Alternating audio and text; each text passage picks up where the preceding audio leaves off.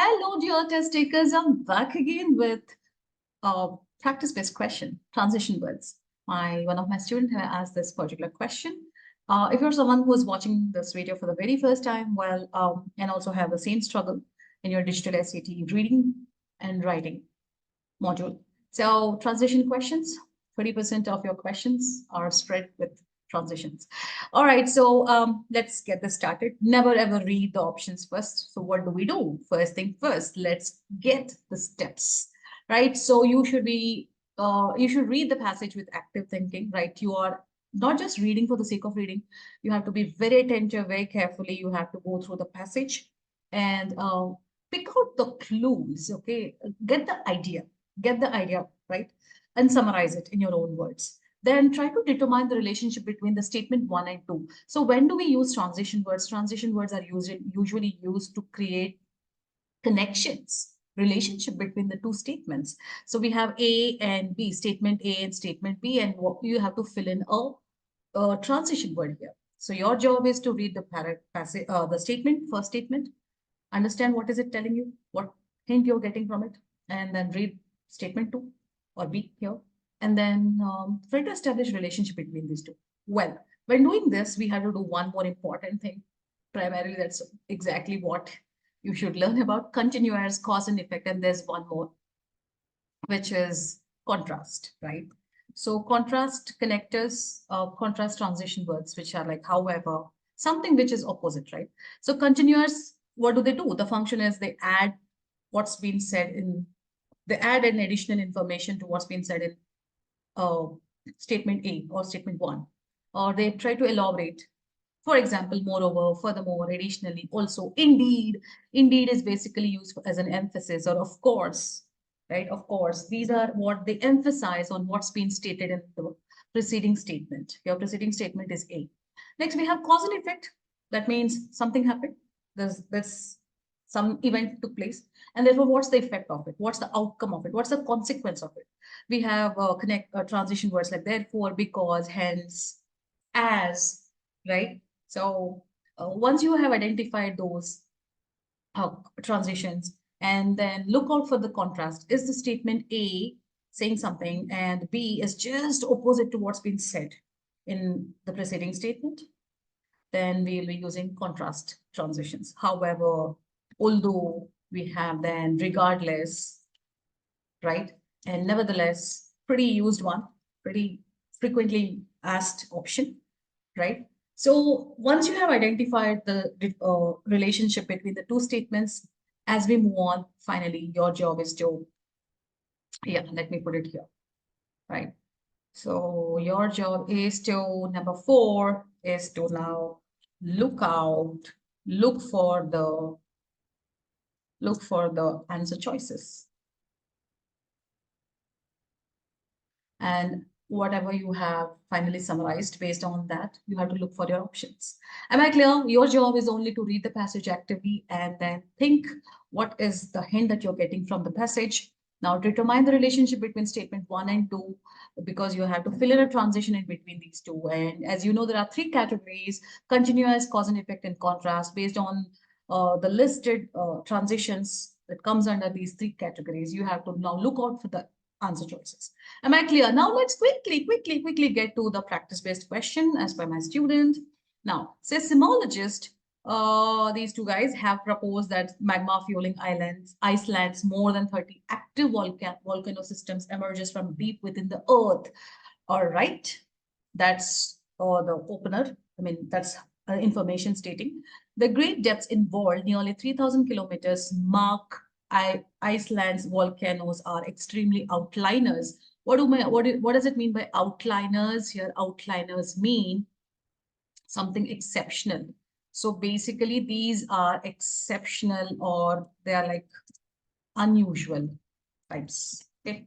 So these so-called scientists have actually come up with a proposal that the magma that is fueling in Iceland are more than 30 active volcanic systems that are coming deep from the earth, deep within earth, right? And they also mentioned about how deep it is and all that. So they are quite exceptional than others. They're not like remaining active volcanic systems.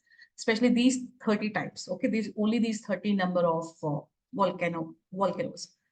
Many. Now here starts another one. Your blank. And also, students, don't forget to look out for these hints like semicolon and double dashes. There are also hints, right? So many of the Earth's volcanoes are fed by shallow pockets of magma found less than 15 kilometers below the surface.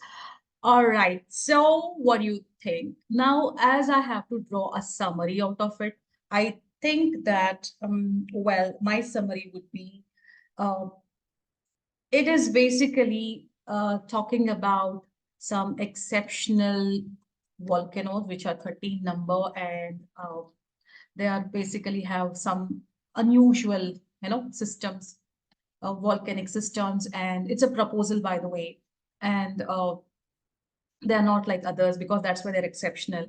And then the second sentence is talking about many of the Earth's volcanic and these volcanoes. Okay, these volcanoes are fed, the one which we are talking about, the same one. So the same volcanoes that we are talking about uh, are fed by shallow pockets of magma. All right.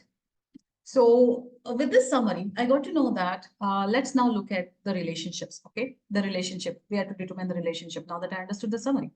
Consequently, when do we use consequently? Consequently is definitely not our matter of interest, a choice of interest. Why? Because consequently, yes. When do we use consequently? It's basically used for cause and effect, isn't it? So for cause and effect, we'll be using consequently. Something happened, therefore this is the effect of it. Correct? That's why I say consequence, which is nothing but consequently, the adverb. Now, in addition is like a continuer, but we are not adding a new point. Rather, we are elaborating, blank, many of the Earth's volcanoes are fed by shallow pockets of magma found less than 15 kilometers below the surface. It's not a new point. It's not absolutely a new point. It is uh, basically, it indicates, though it is talking about indicating a new point. Okay, this is not a new idea. There is a continuation to it, right? There is a continuation, and the continuation is like elaborating more on it. So it's not adding any new point. So in addition, we are not supposed to use that. That doesn't fit to our requirement here. Indeed is used to emphasize. Okay, it is used to emphasize what? Emphasize the preceding statement. Okay, which is what? There are 30 active volcanic systems which are emerging from deep within Earth, and they also spoke about what is the depth of them, and they're also mentioning that these are like extremely exceptional, they're like unusual ones, and then what? It is emphasizing on that many of these so-called 30 active volcanoes are being actually fed by shallow pockets of magma. So basically, and let's look at option D. So ruling out consequently is not a required transition word, nor addition. Nevertheless, is contrast, as I already mentioned, contrast. There is no opposite, Can you see any opposite idea here? No. We have a similar idea. In fact, it is emphasizing on that the shallow pockets of magma are actually feeding these 30 active volcano systems. So we are now left with option C, that best choice for us. Let's fill in this here and read for us. Indeed. Right? So, I'll write without. So now, if you're reading this, seismologists have proposed that the magma fueling ice lines more than 30 active volcano systems emerges from deep within the Earth. Yes, I understood. There are 30 active volcanoes as per the proposal by these two scientists and then by these seismologists. and then they're emerging from deep within Earth, and then also mentioned about how deep they are, the greater depths, that 3,000 kilometers inside the Earth, and they are extremely, like, they're completely exceptional. And here comes the emphasis. Like, indeed, many of the Earth's volcanoes are fed by shallow pockets of magma found less than 15 kilometers. So those who marked in addition, see, indeed and in addition are basically continuous. They come under the category of continuous. However, you should remember, you should know that under the continuous, there are different other varieties, like for emphasis, for directions, for time and sequence.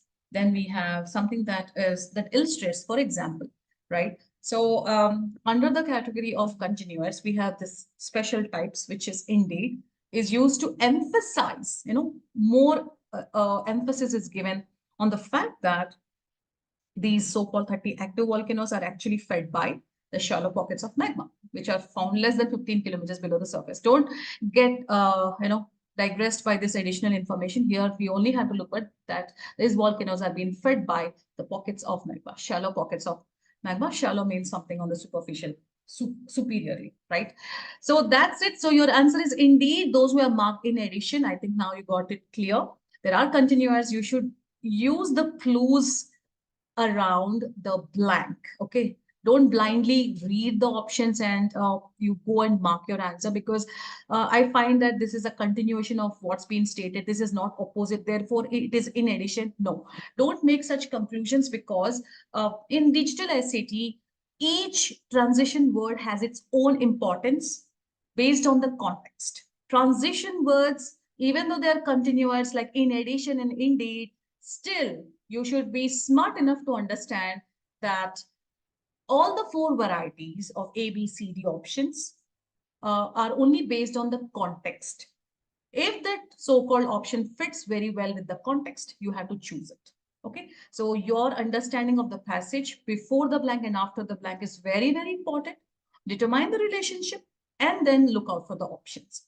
And when you have B and C, a scenario where continuation list of two options come on from the continuous list, you should be even more smart, even more careful in understanding what exactly is this transition doing in between these. So plug in addition and see, is it an add-on, a new point, or a new idea?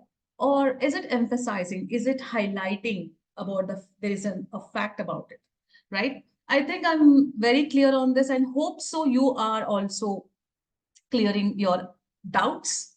No more doubts now, I think, with the transition questions. If you have any more questions or queries related to transition, main ideas, or any of this digital SAT reading and writing questions, please put that in the chat box.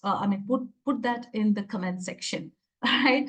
Or I'll be back again if I find any comments asking me to come up with this practice-based individual questions. I will certainly make a video for you, because helping you guys is my utmost pleasure, and that's my job. All right, that's all from me. Bye for now.